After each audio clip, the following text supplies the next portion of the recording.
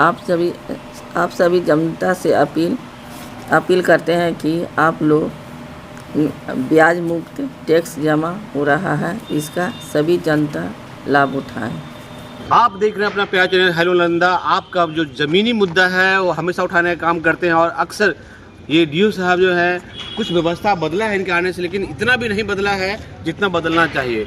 ताजीपुर पंचायत के मदनचक गांव है, उस गांव का विद्यालय को अगर आप देख लेंगे तो आपका रूह कांप जाएगा, लेकिन डीओ साहब का रूह नहीं कांपता है क्योंकि ये वहां जाते नहीं हैं। इनका मिला हुआ मस्त एसी का जो चैम्बर है उसमें बैठ के निकलते नहीं हैं, किसी पत्रकार का फ़ोन उठाते नहीं, किसी आम जनता से मिलते नहीं, तो इनको क्या पता चलेगा कि दुख दर्द क्या होता है। इनका बाल बच्चा जो है सरकारी स्कूल में पढ़ता नहीं, तो क्या वहाँ से गिर के इनका बाल बच्चा को अगर कुछ अनहोनी होता है इसका भी कोई इनको फ़र्क नहीं पड़ता, क्योंकि इनके बच्चे जो है प्राइवेट स्कूल में पढ़ते हैं। और अगर मदनचक गांव में इनका बच्चा पढ़ा होता तो आज वहाँ का जो स्थिति है बदल गया होता। पिछले 7 महीना से जो है यहाँ के सांसद जो चिट्ठी लिख रहे हैं इनको और फ़ोन कर रहे हैं, लेकिन कोई खास जवाब नहीं दिया जा रहा, ना कोई खास कार्रवाई किया जा रहा है। इसके लिए आज हम जानने का कोशिश करेंगे, जानेंगे कि क्या कुछ यहाँ के डीओ साहब कर रहे हैं। और इस बात का कोई परहेज नहीं कर सकता, क्योंकि इस अभी जो है ये मुद्दा विधानसभा में उठ चुका है कि डीओ साहब क्या हैं।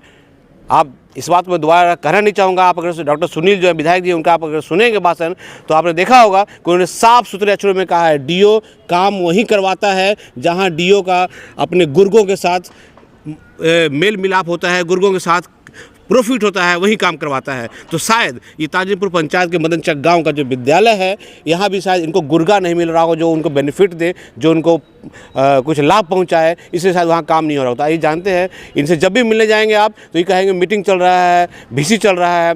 ये डीओ साहब आखिर काम कब करेंगे? दिन भर VC, दिन भर मीटिंग, दिन भर ना जनता से मिलेंगे ना किसी अभिभावक से मिलेंगे, तो ये आखिर कैसे काम होगा? तो जानते हैं आखिर क्या कुछ करना है और आज भी वो मीटिंग VC में है कि नहीं, ये भी सब कुछ देखने काम करेंगे। मेरे साथ सहायक तकनीकी प्रबंधक मौर्य जी हैं। ये जानते हैं कि ताजनीपुर पंचायत में जो मुद्दा है बच्चे बार बार स्कूल से गिर रहे हैं, उसको लेके क्या कुछ किया जा रहा है? सर क्या कुछ किया जा रहा है उसके लिए? हम लोग NIT 27 में उसको प्रयोक्ता पे लिए हैं, 3 रूम दिए हैं वहाँ पे रिपेयर के लिए, ठीक है, मदनचक के लिए, PS मदनचक के लिए। अभी DO DP सर से हो जाएगा, उसके बाद हम लोग DM सर से उसको अनुमोदन लेके तुरंत उसका बालकोनी भी टूटा हुआ है सर, बालकनी भी टूटा हुआ, उसको रिपेयर में इसीलिए गया। जो भी उसमें काम रिपेयर, छत है, चाहे बाउंड्री है, चाहे फर्श है, सब उसमें हो जाएगा। हम लोग सब करवा है कि सही में हो जाएगा या फिर ये कागजों में हो रहा है? नहीं, कागजों में नहीं होगा। बहुत दिन से समाज सेवी बंटी जी इसके लिए बहुत दिन से दौड़ रहे हैं, नहीं हो नहीं पा रहा है। जैसे ही अनुमोदन DM सर से हो जाएगा तुरंत ये हो जाएगा, क्योंकि 3 रूम हम इनको दिखा भी दिए हैं, DO सर के माध्यम से खुद आके भी इन्होंने चेक किया सिस्टम में।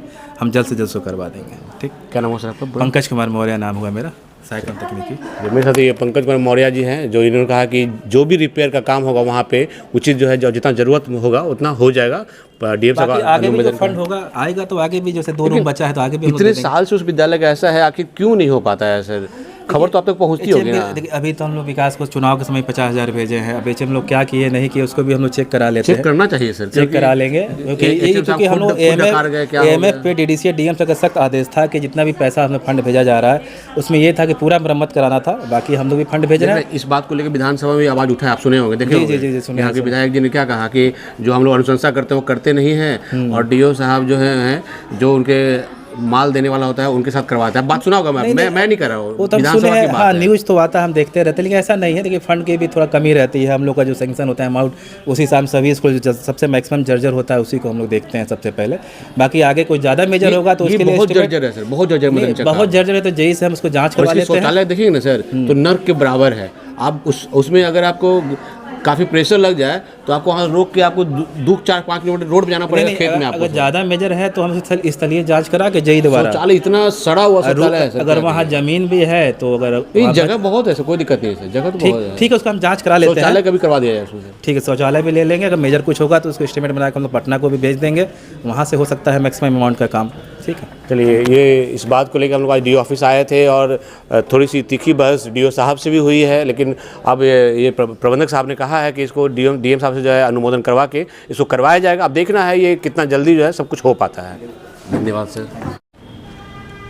देख सकते हैं ताजनीपुर पंचायत के जो स्कूल है मदन चक में, उसके लिए जो उसकी जर्जर हालत को लेकर जो है समाजसेवी बंटी राज जो है बहुत दिन से लगे हुए हैं। इस बात को हेलो नालंदा भी लगातार उठा रहा है और हेलो नालंदा के जो जर्जर विद्यालय का जो मुद्दा है अब सिर्फ शहर में नहीं गूंज रहा है, विधानसभा में भी गूंज चुका है।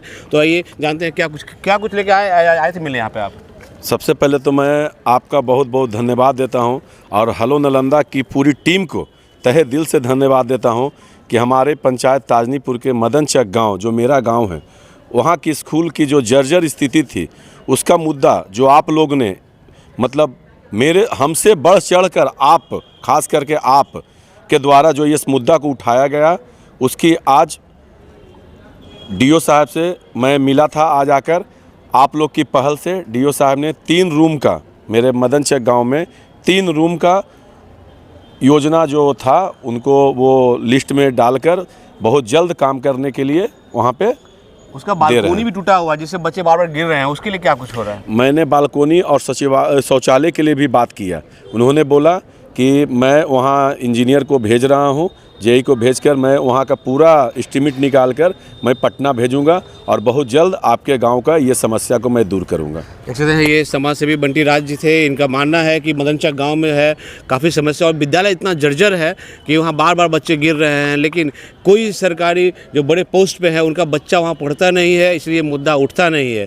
गरीबों का मुद्दा आजकल मीडिया भी जो है कम उठाने लगा है क्योंकि वहाँ से प्रचार नहीं मिलता है उनको, वहाँ से माल नहीं मिलता है उनको। तो इस बात को लेकर हम लोगों ने काफ़ी बार मुद्दा उठाया है और आज इस बात को खुशी हो रही है कि हमारे मुद्दों को जो है विधानसभा में बार बार गूंजा जा रहा है। इसके पहले जो डीओ साहब थे बेंच घोटाला का मुद्दा हमने उठाया था और वो मुद्दा भी इस बार विधानसभा में गूंजा है। और ये जो विद्यालय का जर्जर की हालत है इस पर जो डीओ कार्रवाई नहीं करते, ये मुद्दा भी विधानसभा में गूंजा है। तो हेलो नालंदा के 2 मुद्दे जो है इस पर विधानसभा में गूंजा है और इस बात को लेकर डीओ साहब से मिले हैं और उन्होंने कहा है कि इस विद्यालय को लेकर जो है मदन चक जो गाँव में विद्यालय है उसको लेकर जो है सब कुछ किया जाएगा और जल्द उसको ठीक करवाया जाएगा।